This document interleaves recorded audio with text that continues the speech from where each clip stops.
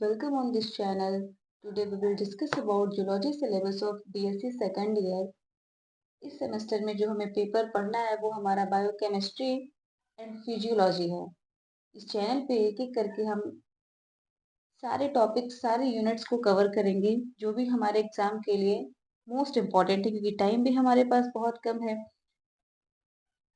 तो हम अपने पहले यूनिट पे आते हैं। जो हमारी पहले यूनिट है structure and function of biomolecules, जिसमें हमें मोस्टली 3 टॉपिक कवर करने हैं। इसमें हमारा जो पहला टॉपिक है वो structure and biological importance of carbohydrates है, जिसमें हमें कार्बोहाइड्रेट्स की कुछ प्रॉपर्टीज को पढ़नी होंगी कि मोनोसेकेराइड की क्या प्रॉपर्टीज होती है, डाइसेकेराइड की प्रॉपर्टीज क्या है, पॉलीसेकेराइड की प्रॉपर्टीज क्या है, ग्लाइकोकॉन्जुगेंट्स क्या होते हैं। ऐसे ही हमारा सेकेंड टॉपिक जो है वो लिपिड्स है। लिपिड्स में हमें saturated and unsaturated fatty acid, triglycerol, phospholipids, glycolipids, steroids के बारे में पढ़ना है, इनकी प्रॉपर्टीज के बारे में पढ़ना है। जो हमारे फर्स्ट यूनिट का थर्ड टॉपिक है वो हमारा structure, classification, general properties of alpha amino acids, essential and non-essential alpha amino acids, level of organization in proteins, simple and conjugate protein। तो हमें यहाँ पे अल्फा अमाइनो एसिड की क्लासिफिकेशन, उसके स्ट्रक्चर, उसकी प्रॉपर्टीज, साथ में ही हमें प्रोटीन के लेवल ऑफ ऑर्गेनाइजेशन को भी पढ़ना है, जिसमें हमें primary structure of protein, secondary structure of protein, tertiary structure of protein, quaternary structure of protein के बारे में जानना है। नेक्स्ट यूनिट जो हमारी है वो एंजाइम एक्शन एंड रेगुलेशन है, जिसमें हमें एंजाइम के नॉमेनक्लेचर, उसके क्लासिफिकेशन, उसके कोफैक्टर्स, उसके एक्शन के बारे में पढ़ना है। इसमें सेकंड टॉपिक जो हमारा है वो मैकेनिज्म ऑफ एंजाइम एक्शन है, एंड थर्ड टॉपिक जो हमारा है वो एंजाइम काइनेटिक्स, यानी कि इसमें हमें ऐसे फैक्टर्स के बारे में पढ़ना है जो हमारे एंजाइम एक्टिविटी को अफेक्ट करते हैं। इसमें हमें एक डेरिवेशन भी पढ़ना है जो कि मोस्ट इम्पॉर्टेंट होता है और हर बार ये एग्जाम में पूछता है, वो हमारा माइकेलिस मेंटन इक्वेशन है। इसके साथ हमें एक वैल्यू भी फाइंड करनी होती है, जिसे हम कॉन्सेप्ट ऑफ के एम एंड वी मैक्स के नाम से जानते हैं। लास्ट हमारा एंजाइम इनहिबिशन के बारे में भी पढ़ना है कि ऐसे कौन कौन से फैक्टर्स हैं जो हमारे एंजाइम की एक्टिविटी को इनहिबिट करते हैं, उनको रोकते हैं। ये क्वेश्चन भी आपका शॉर्ट क्वेश्चन में कभी कभी सेक्शन बी में पूछ देता है। एंड लास्ट टॉपिक जो हमारा यूनिट सेकंड का है वो हमारा allosteric enzyme and their kinetics and regulation of enzyme action के बारे में पढ़ना है। इस यूनिट में हमें lock and key model, induced fit theory के बारे में भी पढ़ना होगा, जो कि हमारे एंजाइम का ही एक पोर्शन है। इसमें थर्ड यूनिट जो हमारी आती है metabolism of carbohydrate and lipids, जो कि बहुत इंपॉर्टेंट यूनिट है, क्योंकि इस यूनिट से अप्रोक्सीमेट 2 और 3 क्वेश्चंस जो कि लॉन्ग में हमेशा ही हर ईयर में ये पूछे जाते हैं। जैसे कि अगर हम डिस्कस करें इसके बारे में, तो जो पहला टॉपिक हमारा है वो मेटाबॉलिज्म ऑफ कार्बोहाइड्रेट है, जिसमें हमें mainly glycolysis, citric acid cycle, ये दोनों ही इंपॉर्टेंट होते हैं जो कि आपके एग्जाम में पूछते हैं। Glycolysis and citric acid cycle, जिसे आप टीसीए साइकिल के नाम से भी जानते हैं। तो ये हमेशा लॉन्ग क्वेश्चन ही बनते हैं जो कि आपके सेक्शन सी वाले पोर्शन को कवर करते हैं। ऐसे ही इसमें एक और 2 और टॉपिक हैं, ग्लूकोजिनेसिस एंड फॉस्फेट पेंटोज पाथवे। तो इसमें जो हमारा पहला टॉपिक है, इसमें से मेनली हम चारों ही साइकिल को कवर करेंगे कि कार्बोहाइड्रेट के मेटाबॉलिज्म में ये जो 4 साइकिल जो हमने यहाँ पे बताया आपको कि glycolysis, citric acid cycle, glucogenesis, phosphate pentose pathway, ये चारों के बारे में ही, क्योंकि ये मस्ट है, ये एग्जाम में इसमें से 2 क्वेश्चन तो कंफर्म आते हैं। जो हमारा सेकेंड टॉपिक है इस यूनिट का वो हमारा ग्लाइकोजिनोलाइसिस एंड ग्लाइकोजेनेसिस है। इसमें से भी कभी कभी ग्लाइकोजिनोलाइसिस पूछ लेता है और वेरी शॉर्ट में ग्लाइकोजेनेसिस पूछ देता है। इस यूनिट का हमारा जो थर्ड टॉपिक है वो लिपिड है।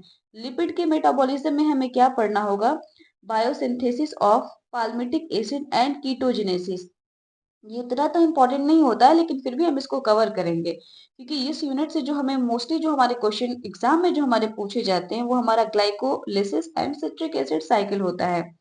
अब इसी के साथ हमारा जो लास्ट टॉपिक है इस यूनिट का, ये है beta oxidation and omega oxidation of saturated fatty acid with even and odd number of carbon atom. ये क्वेश्चन भी आपका लॉन्ग सेक्शन में पूछता है, सेक्शन सी में, कि beta oxidation of fatty acid क्या, आप इसको बताइए। यूनिट 4 जो हमारी है, metabolism of protein and nucleotides. इसमें हमें जो पढ़ना है, catabolism of amino acids, transamination, deamination, urea cycle, जो कि मोस्ट इंपॉर्टेंट है, ये भी आपके एग्जाम में हमेशा पूछता है कि यूरिया साइकिल क्या है, आप इसको डिस्कस करिए। इस यूनिट का जो हमारा सेकेंड टॉपिक है, न्यूक्लियोटाइड्स एंड विटामिन। तो न्यूक्लियोटाइड एंड विटामिन से आपके लॉन्ग क्वेश्चन तो नहीं बनते हैं, बट इससे भी शॉर्ट क्वेश्चन आपके पूछ लिए जाते हैं वेरी शॉर्ट में, 2 मार्क्स वाले में, सेक्शन ए में, कि क्या होते हैं विटामिन। किसी विटामिन का केमिकल नेम पूछ लिया आपसे, किसी विटामिन के बारे में पूछ लिया, उसका सोर्स पूछ लिया आपसे, न्यूक्लियोटाइड क्या होते हैं, ये छोटे छोटे डेफिनेशन आपको इस टॉपिक से मिल जाएंगे। इसमें जो हमारा लास्ट टॉपिक है, वो है mitochondrial respiratory chain, oxidative phosphorylation and it's regulation. तो ये क्वेश्चन भी आपका कंफर्म रहता है, हमेशा ही पूछता है कि ऑक्सीडेटिव फॉस्फोराइलेशन क्या है, आप इसको डिस्कस करिए। अब जो हमारे सिलेबस की 5वीं यूनिट है, डाइजेशन एंड रेस्पिरेशन, थोड़ी सी ब्रॉड यूनिट है, क्योंकि यहाँ पे हमें पूरे डाइजेशन और रेस्पिरेशन के फिजियोलॉजी के बारे में पढ़ना होगा। तो इसमें जो हमारा पहला टॉपिक है, structural organisation and function of gastrointestinal tract and associated gland. तो इसमें हमें मेनली इस क्वेश्चन को, इस टॉपिक को सिंपली आपसे जीआई ट्रैक्ट करके क्वेश्चन पूछता है। कभी कभी ऐसा होता है जब वो पूछता है कि फिजियोलॉजी ऑफ डाइजेशन क्या है, इसको बताइए, बट मोस्ट टाइम ये यही पूछता है कि जीआई ट्रैक्ट क्या है, आप उसके बारे में बताइए। तो हमारे डाइजेस्टिव सिस्टम का जो ऑर्गेनाइजेशन है, कैसे ऑर्गन कैसे अरेंज हैं, उसके बारे में हम जानेंगे, और हमारे डाइजेशन में जो ग्लैंड पार्टिसिपेट करती हैं और हेल्प करती हैं हमारे डाइजेस्टिव सिस्टम में, उसके बारे में भी हमें अच्छे से डिस्कस करना होगा। यहाँ से भी आपके लॉन्ग और शॉर्ट क्वेश्चन बनते हैं, छोटे छोटे टॉपिक्स आपके डाइजेस्टिव सिस्टम से उठा लिए जाते हैं, किसी सेल्स के बारे में पूछ दिया, किसी पार्ट के बारे में पूछ दिया, तो वो भी यहाँ से वेरी शॉर्ट क्वेश्चन बन जाते हैं, लॉन्ग क्वेश्चन तो बनते ही हैं। ऐसे ही जो हमारा अगला टॉपिक इसमें है, वो हमारा mechanical and chemical digestion of food, absorption of carbohydrate, lipid, proteins, water, minerals and vitamins. इसमें histology of trachea and lung भी पूछा है। तो यहाँ पे क्या है आपको, कि ऊपर वाले टॉपिक में तो आपने कवर किया कि हाँ गैस्ट्रोइंटेस्टाइनल हमारा ये है, इसमें ये पार्ट होते हैं और ये ग्लैंड है जो कि पार्टिसिपेट करती हैं। बट इसमें क्या है कि आपको पढ़ना है कि आपका डाइजेशन जो फिजिकल और केमिकल दो प्रोसेस में कंप्लीट होता है, सॉरी मैकेनिकल एंड केमिकल दो प्रोसेस में कंप्लीट होता है, जिसमें मैकेनिकल में आप क्या देखेंगे, जो भी फूड हम ले रहे हैं बाहर से, तो उस पे जो हमारे टिथ वर्क कर रहे हैं, जो फिजिकल एक्टिविटी के द्वारा हो रहा है, वो हमारा मैकेनिकल हो जाएगा। और दूसरा क्या है कि जो केमिकल डाइजेशन ऑफ फूड का कहने का ये मतलब है कि जो हमारे बॉडी में जो ग्लैंड्स हैं, या फिर अगर हम कहें कि जो सेल्स है जो कि सिक्रीट करती हैं कुछ केमिकल्स को, जो फूड को डाइजेशन में एब्जॉर्प्शन में हेल्प करते हैं, वो हमारा केमिकल डाइजेशन होता है। इसमें हमें absorption of carbohydrate, lipid, proteins, water, मतलब अलग अलग लेवल के बारे में पढ़ना है। जैसे कि अगर हम आपको बताएं कि एब्जॉर्प्शन ऑफ कार्बोहाइड्रेट जो होता है, ये हमेशा माउथ से स्टार्ट होता है, माउथ से स्टार्ट होता है और मेनली जाके एंडिंग होती है इसकी स्मॉल इंटेस्टाइन पे। वहीं अगर हम बात करें लिपिड, प्रोटीन, वाटर, तो सबका अलग अलग होता है। जैसे कि लिपिड और प्रोटीन जो होता है आपका, प्रोटीन की अगर हम मेनली बात करें तो प्रोटीन का जो डाइजेशन आपका स्टार्ट होता है, वो आपके स्टमक से स्टार्ट होता है, क्योंकि माउथ में इसका कोई भी डाइजेशन नहीं होता है। तो इसमें आगे हम देखते हैं histology of trachea and lungs, यानी कि हिस्टोलॉजिकल लेवल पे। हिस्टोलॉजी का मतलब मेनली क्या होता है कि माइक्रो एनाटॉमी, यानी कि ऐसी एनाटॉमी जिसको आप विदाउट माइक्रोस्कोप नहीं देख सकते हैं। तो histology of trachea and lungs में आप इसके ऑर्गेनाइजेशन को देखेंगे कि ट्रैकिया की हिस्टोलॉजी क्या है, लंग की हिस्टोलॉजी क्या है, इसमें कौन से पार्ट किस तरीके से अरेंज है, कौन सी सेल्स कहाँ पे हैं, कौन से सेल्स क्या काम कर रही हैं, इसके बारे में भी हम अध्ययन करेंगे। इसमें जो हमारा लास्ट टॉपिक है, वो mechanism of respiration, pulmonary ventilation, respiratory volumes and capacities, transport of oxygen and carbon dioxide in blood, respiratory pigment, dissociation curve and the factor influencing it, control of respiration। अब ये जो हमारा last इस unit का topic है, mechanism of respiration, ये भी बहुत इंपॉर्टेंट है क्योंकि यहाँ से मोस्टली बहुत सारे टॉपिक्स कवर होते हैं। यहाँ से आपका पल्मोनरी वेंटिलेशन, रेस्पिरेटरी वॉल्यूम क्या है, रेस्पिरेटरी कैपेसिटीज क्या है, ऑक्सीजन का ट्रांसपोर्टेशन कैसे हो रहा है, कार्बन डाइऑक्साइड का ट्रांसपोर्टेशन कैसे हो रहा है, हमारे बॉडी में रेस्पिरेटरी पिगमेंट क्या है, डिसोसिएशन कर्व क्या होता है, ये सारे इंपॉर्टेंट क्वेश्चन बनते हैं यहाँ से, जो कि हम एक एक करके सब कवर करने वाले हैं। अगला जो हमारा यूनिट है, यूनिट 6, सर्कुलेशन एंड एक्सक्रीशन, ये भी बहुत इंपॉर्टेंट है। यहाँ से भी बहुत सारे क्वेश्चन अराइज होते हैं, चाहे वो आपके सेक्शन ए हो, बी हो या सी, यानी कि वेरी शॉर्ट हो या लॉन्ग हो, हर जगह से यहाँ से भी क्वेश्चन पूछे जाते हैं। तो इसमें जो पहला हमारा टॉपिक है, component of blood and their function, तो हम बेसिक से कवर करेंगे कि ब्लड क्या है, ब्लड के कंपोनेंट्स क्या होते हैं, हर एक सेल्स में उनका फंक्शन क्या है, उनका लाइफ स्पैन कितना होता है, हर एक चीज को हम अपने वीडियोस में कवर करेंगे।